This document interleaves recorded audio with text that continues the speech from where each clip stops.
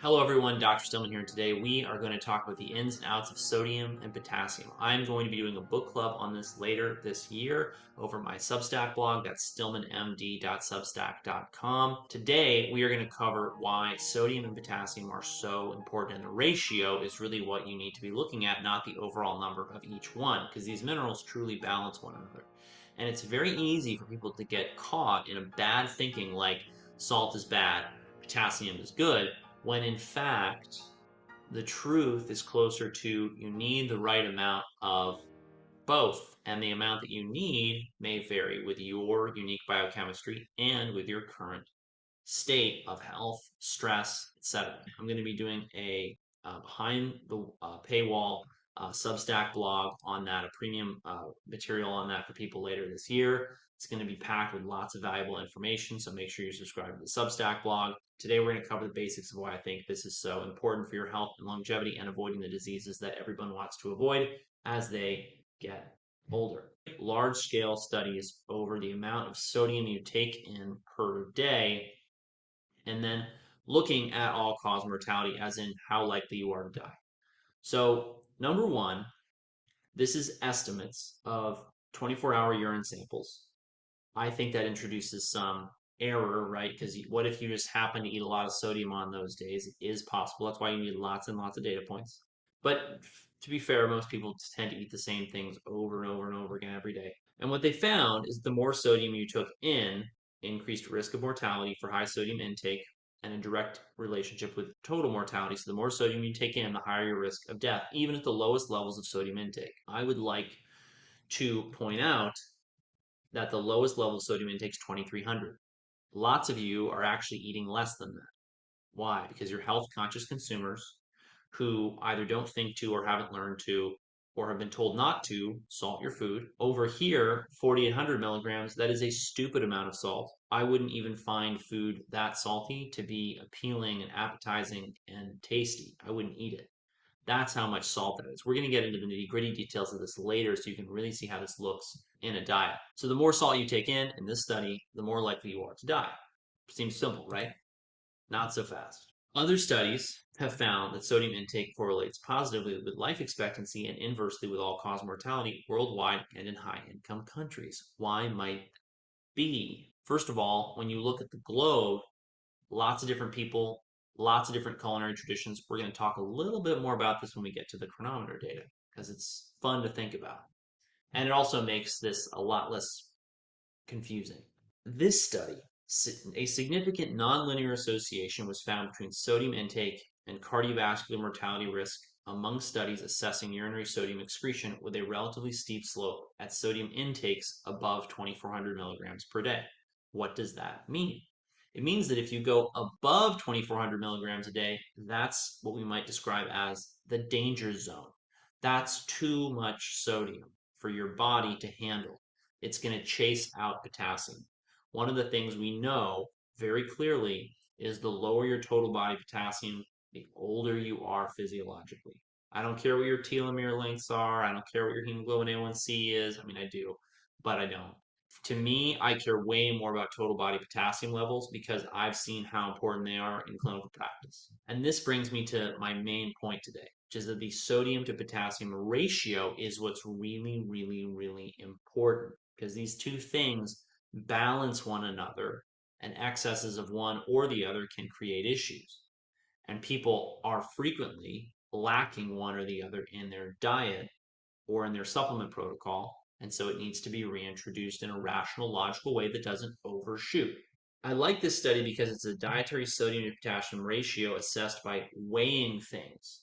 Weight matters. And people who just say, I eat a lot of this or I eat a lot of that, get totally lost and sick and confused. And then they come to me and we actually weigh what they're eating. And it's like, oh, well, this is why you're getting what you're getting. You thought you were eating a lot of this and really you're eating an enormous quantity of this, or you're eating some of this and really you're eating a lot of it, or it contains a lot of a nutrient that you didn't really think about. What does this look like clinically? All right. So clinically, let's take this as, you know, the day an average person might eat. There's a lot of whole, natural, single ingredient foods here, no added sodium. And then there's some salty foods, okay? Potato chips, dill pickles, salted butter. What stacks up the heaviest? And this is a pretty reasonable amount of calories. It's more than some people need, it's less than some people need. So, what really contributes to the sodium levels? Well, number one dill pickle packs a major punch. Depends on the brand, depends on how much salt they add, depends on other things. Okay. But a dill pickle that's made with salt, very salty. That's half the amount of sodium it takes almost to get to that danger zone of over 2,400 milligrams. Sauerkraut, 661 milligrams. That's just for, I think, 100 grams of it. It's not a huge portion. Potato chips, that's one of those little bags, big party size bags. Not big party size, like the small fun size bags. Genoa salami. Cured meats have huge salt content because the salt helps cure them. There's a lot of salt in pretty much any cured meat, many cured fish, not all. And so that's something for you to be mindful of.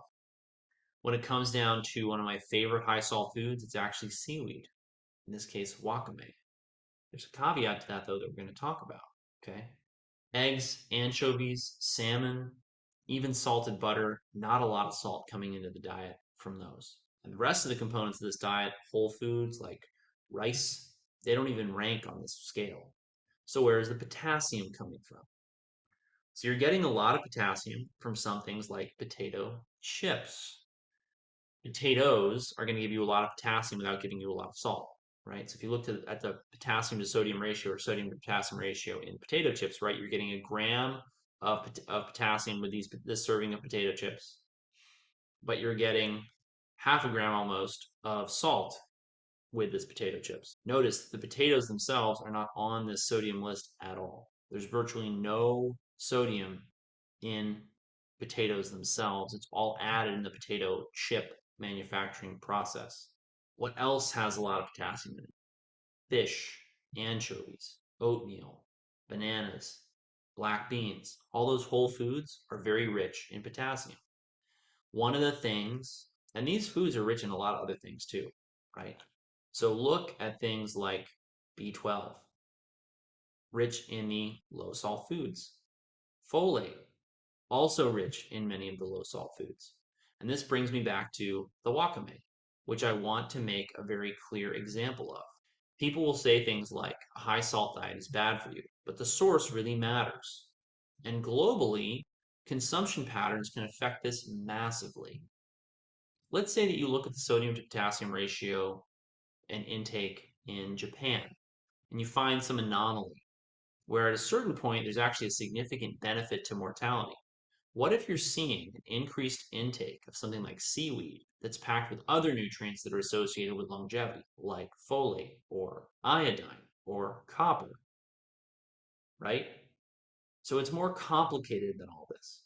And it's why it always comes back to the same thing over and over and over again, which is that if you don't eat whole, natural foods free of lots of additives and processing and artificial ingredients, if you don't eat them, you're going to get sick. Now, most of my patients coming to me already are eating a healthy diet. And that's why I do detailed videos that are not so simplistic. But you have to understand something. If you take this sodium to potassium ratio, this is a huge dose of sodium per day.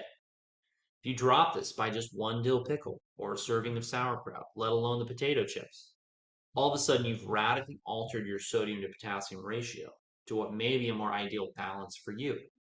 Now, I don't just adjust this based on laboratory, I should say chronometer data. I adjust it based on laboratory and clinical exam findings. What's your blood pressure? What's your pulse rate? How does your blood pressure change when you get up? All of these things are relevant parameters for us to consider. And then we have to consider other things because you can't just look at sodium and potassium. What if, for example, you've got a massive imbalance in your fatty acid intake? What if you've got problems with your other minerals, like a low zinc intake or a low copper intake, or problems with your B vitamins? I get at all of this with more advanced lab testing, and I assess it in consultation with patients once we've got a week of dietary data to review. All of this brings me to the final bottom line for this, which is that overall, a higher sodium to potassium ratio in your diet is linked to premature disease and death. What's the ideal ratio? I don't know that anyone really has established that. And I would suggest to you that it would vary with your unique circumstances, your lifestyle, unique stressors. These things are dynamic. That means you may need to change this sometimes. You may be under more stress. You may need more salt. You may be under, um, uh, you may be more tired. Perhaps you have higher blood pressure. Maybe potassium is what you're lacking because you're compensating for that with comfort food that's high in salt. See how this works? So, most people are consuming somewhere near 2 grams of sodium a day, even if they're still a little bit under that. Very few of them get up to 3,000, 4,000, let alone 5,000 milligrams of potassium a day. The research suggests that somewhere in there, 1 to 3, 1 to 4, 1 to 5 ratio, sodium to potassium, is going to be the sweet spot for longevity. I don't get crazy about the exact details of this because if you get everything else right in your diet and your lifestyle, you're not going to need to worry about this. But if you're missing this piece, it may be the real problem with your clinical picture, and you may get a significant response if you make some fine-tuned adjustments and actually alter the mineral ratios in your diet. This is just for sodium and potassium. Because let me tell you, this brings in lots of other components, lots of other factors matter here that we have to get into in a clinical case in order to get people results. So as always, thank you for watching. Don't forget to like, share, comment, subscribe. Make sure you're subscribed to my Substack blog, stillmanmd.substack.com. I know I mentioned the premium features. There's lots of free content coming out as well. As always, thank you for watching. Oh, and apply for consultation at stillmanmd.com. Thanks for watching. Have a great day. If this video has been helpful to you, make sure that you check out my link tree below to find out how you can keep in touch with me best. And if you would like to become a patient at my practice, please apply to work with me at stillmanmd.com. Thank you again for watching. Have a great day.